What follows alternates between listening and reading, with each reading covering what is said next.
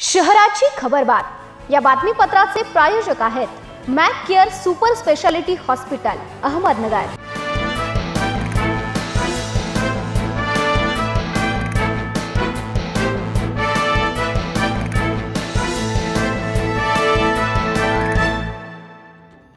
प्रेक्षको नमस्कार, मी दिशा न्यूज 24 सह्याद्रीमध्ये तुमचं स्वागत। पाहूया नगर शहरातील महत्त्वपूर्ण बातम्यांचा आढावा शहराची खबरबातमध्ये।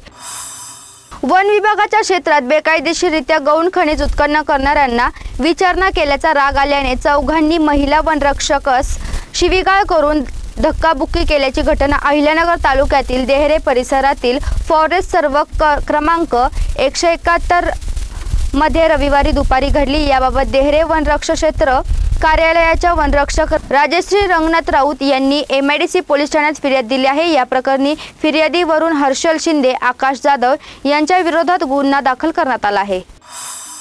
मित्राच्या घराच्या चारित्र्यावर संशय घेऊन तुम्ही येथे राहू नका असे म्हणून एकाने शिवीगाळ केली, तसेच मित्राच्या मदतीने घरासमोर उभी केलेली दुचाकी पेटवून दिली। ही घटना शनिवारी रात्री 9:30 ते रविवारी पहाटे 3 वाजेच्या सुमारास आगरकर मळा येथे घडली। याबाबत ज्योती भारत ठाकूर यांनी कोतवाली पोलीस ठाण्यात गुन्हा दाखल केला आहे।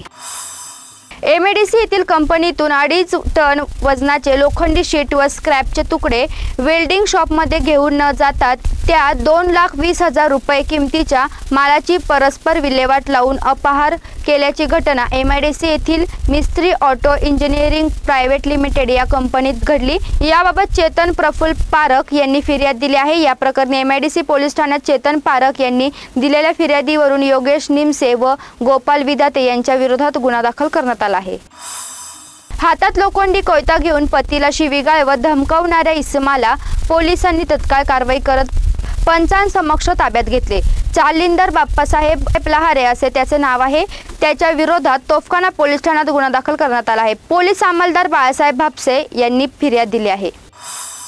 नालेगाव येथील एक महिला आपल्या घरातून कोणालाही न सांगता निघून गेली।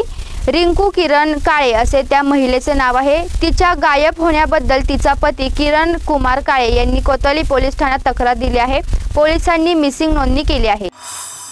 शहराच्या खबरबातमध्ये इथेच थांबतोय, मात्र तुम्ही पाहता न्यूज 24 सह्याद्री। या बातमीपत्राचे प्रायोजक होते Mac care super speciality hospital Ahmednagar.